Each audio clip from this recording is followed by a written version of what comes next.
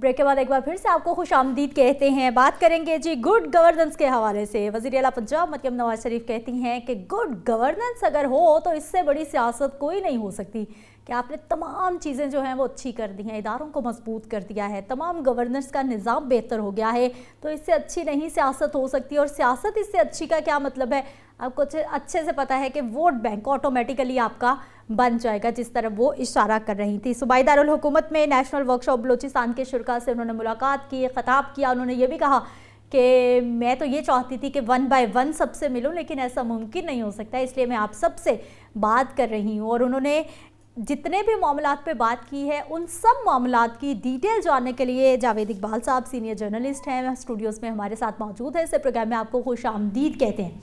Sir, good governance से बढ़कर कोई सियासत नहीं हो सकती, योर पॉइंट ऑफ व्यू।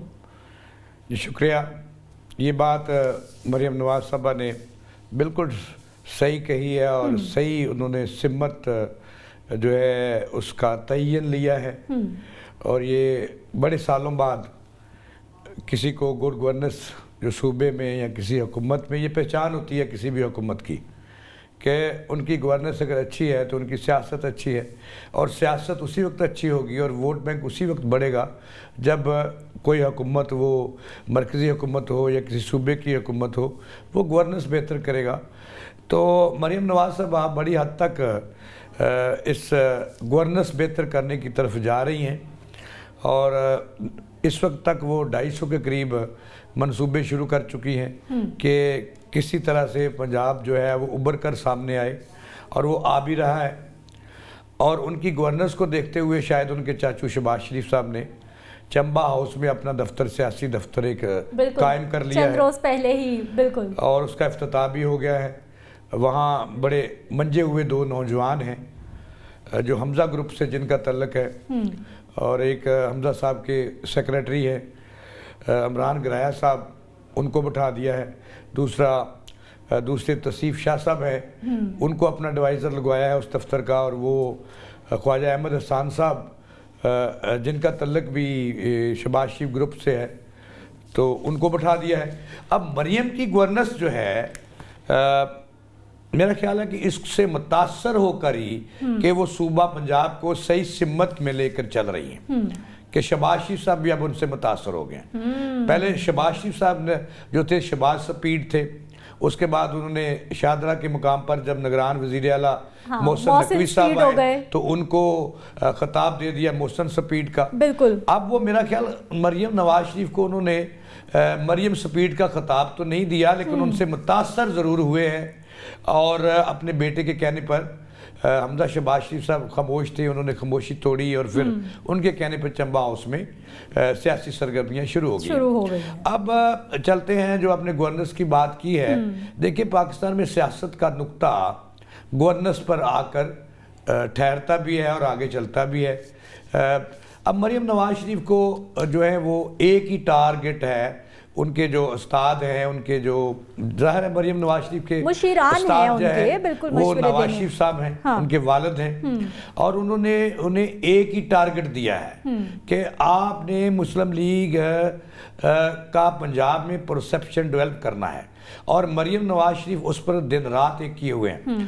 और देखिए जी, आज बलूचिस्तान में जो उन्होंने बलूचिस्तान के तलबा से जो मुलाकात की है, बलूची तलबा से मुलाकात की है, स्टूडेंट से मुलाकात की है, ये एक अच्छा फैसला है उनका और अच्छी सिमत। असल में मैडम मेरे करीब जो है मरियम नवाज साहबा मरकज़ की तरफ देख रही हैं, और उनको पता है कि नौजवानों को अगर काबू ना किया तो उनकी गवर्नेंस बेहतर नहीं होगी। वो समझती हैं कि नौजवान को काबू करना है, यूथ को काबू करना है, क्योंकि उनके करीब जो है पीटीआई का दूसरा नाम यूथ है। बिल्कुल ऐसा ही है। और वो समझती हैं कि इमरान खान जो है वो यूथ के बलबूते पर आगे बढ़ रहे हैं और धमकियां दे रहे हैं, जेल में बैठ के तिगनी का नाच नचा रहे हैं। तो अब मरियम नवाज साहबा जो है वो उनकी गवर्नेंस का जो फोकस है, जो मरकज है, वो यूथ है, सूबे की यूथ है। उन्हें कहीं वो बाइक दे रही हैं, कहीं वो उन्हें लैपटॉप दे रही हैं, कहीं मिल रही हैं, स्कूटीज मिल रही है बच्चियों को। गवर्नेंस जो है इनका तसलसल, जो पॉलिसियों का तसलसल है और जो मनसूबों का तसलसल है। हमारे एक कल्चर बन गया कि एक हुकूमत आती है दूसरी उनके मंसूबे खत्म बिल्कुल ऐसा कर ही। देती है।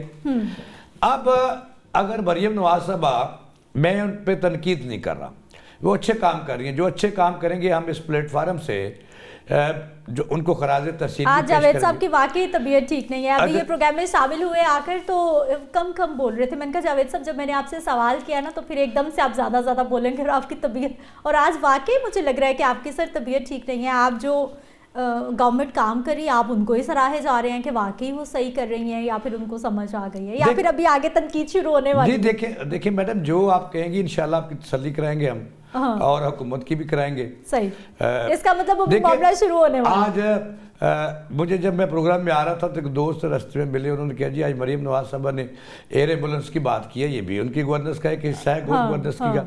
तो मैंने उनसे पूछा कहाँ है एयर एम्बुलेंस सर्विस।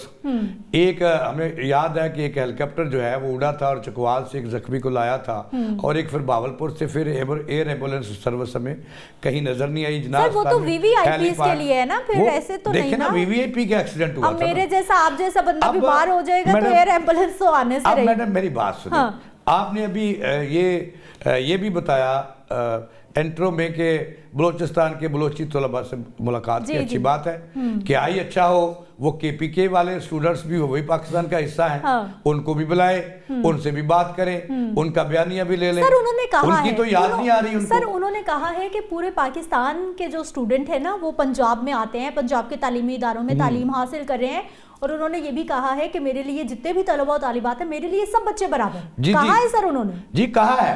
अमली तौर मुजाहरा करके दिखाएं ना। आप कह रहे हैं कि वो नाम लें कि केपी के बच्चे आए, दूसरी बारी करें ना उनकी कि उनको लाएं, और वो जो इंसाफ स्टूडेंट फेडरेशन है वो तरले ले रही है। मेरे ज़राए के मुताबिक उन्होंने 7 खत लिखे हैं, उनके जो केपीके के सदर हैं वो उन्होंने 7 खत लिखे हैं, और वो खत शायद मरियम साहबा की टेबल पे जाते ही नहीं है। रास्ते में जो उनके मशीर हैं वही सर खा पी जाते हैं या इधर उधर कर जाते हैं।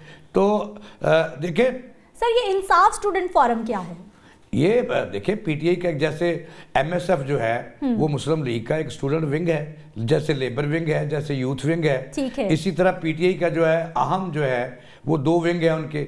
एक उनका अच्छा 7 बार वो खत लिख चुके हैं कि हम मिलना चाहते हैं सीएम पंजाब से। आप बुलाएं ना जरा, ठीक है, उनको भी बुलाएं। अगर पंजाब हुकूमत के पास नंबर नहीं है तो मैं दे देता हूँ मोबाइल नंबर उनका, तो फिर तो हम कहेंगे मिल लेना चाहिए, कोई हर्ज नहीं है, बिल्कुल मिल लेना चाहिए। आपका जो सियासी कदोकामत है मेरा ख्याल बढ़ेगी, इससे कम नहीं होगी। आप देखिए ये भी गवर्नर साहब अस्पतालों को बेहतर करने जा रही हैं, एजुकेशन को बेहतर करने जा रही हैं, और वो हमारे पंजाबी में कहते होते हैं कि पिछा चौड़ से अग्गा दौड़, आगे आगे बढ़ रही है। 250 के करीब उन्होंने प्रोजेक्ट शुरू कर दिए है। अब पीछे को किसने देखना है?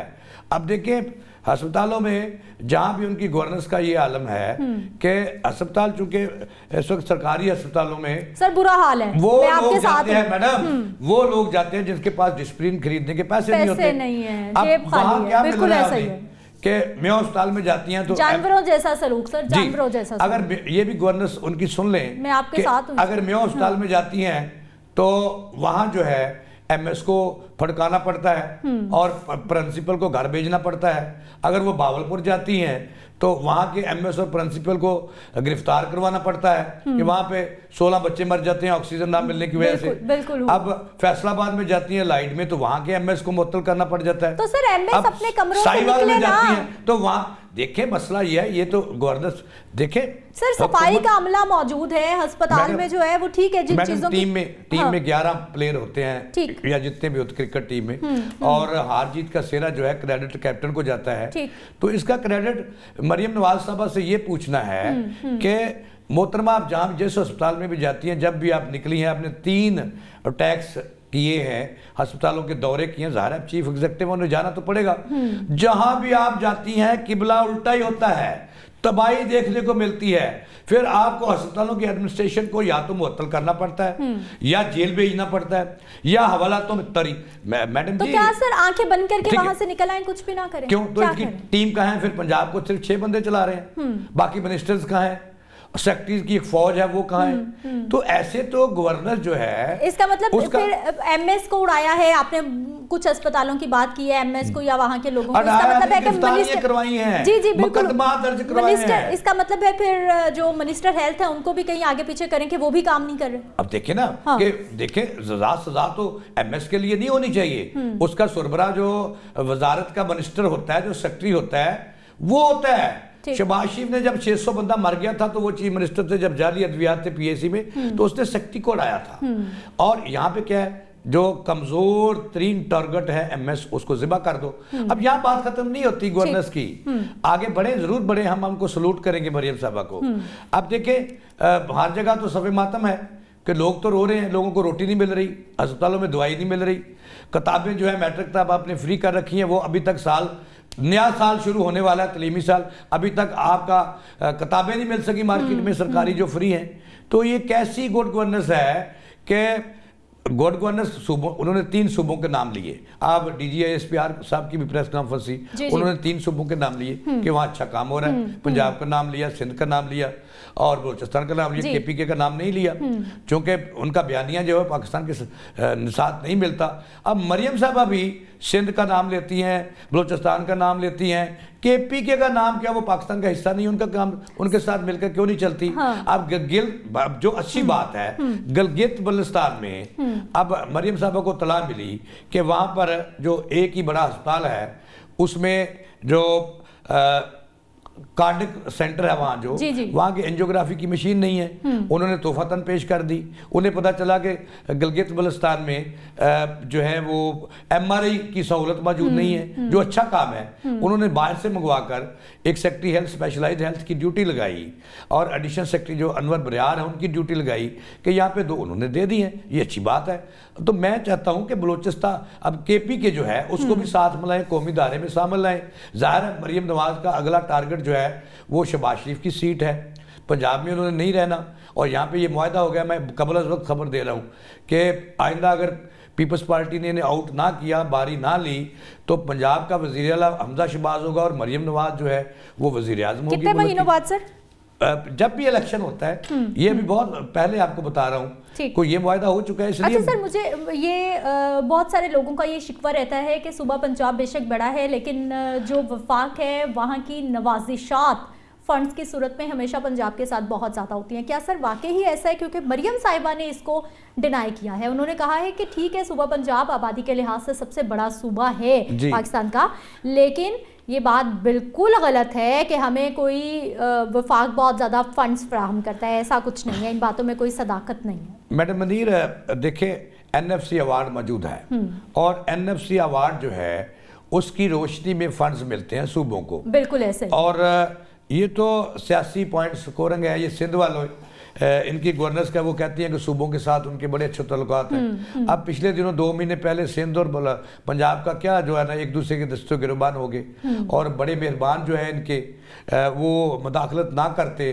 तो मेरा ख्याल है कि इनकी अलहदगी हो जाती और तलाक हो जाती। सही, ठीक है ना जी, इद्दत पूरी किए बगैर। तो देखें ये तल्लुकात कोई अच्छे नहीं है, इनके राब्ते कोई अच्छे नहीं है। मैं आपको खबर दे रहा हूँ, ऊपर देखें जो बैठे हुए मेहरबान हैं, दोस्त हैं, अगर वो ध्यान ना रखे तो मेरा ख्याल है और एक दूसरे की ये ज़रूरत ना हो तो अब तक का जो है भंडारा बॉक्स खुल चुका होता। क्योंकि ना पंजाब हुकूमत को सिंध वाले कबूल करते हैं, पीपल्स पार्टी कबूल करती है। आप उसी तरफ इशारा कर रहे हैं, वो जो माजी में भी हम सुनते रहे मीम शीन के किस्से, मीम अलग है शीन अलग है, आप भी उसी तरफ के? नहीं जी, नहीं देखे दोनों। मैं इस पे नहीं, मैं देखे मेरा इस पे सर इशारे तो आप भी वही कर रहे हैं कि भाई ये सिर्फ सियासी मफादात है आपस में, वरना अब तक तो पिंडोरा बॉक्स बहुत सारी। नून मरकज में जो हुकूमत है नून लीग की, वो पीपल्स पार्टी की मरहूने मिन्नत है। पीपल्स पार्टी आज अलग हो जाए और वहां दड़न तख्ता हो जाता है। अब देखिए, जब आप जो ये आप बात करती हैं कि मीम शीन, ये कोई नहीं है,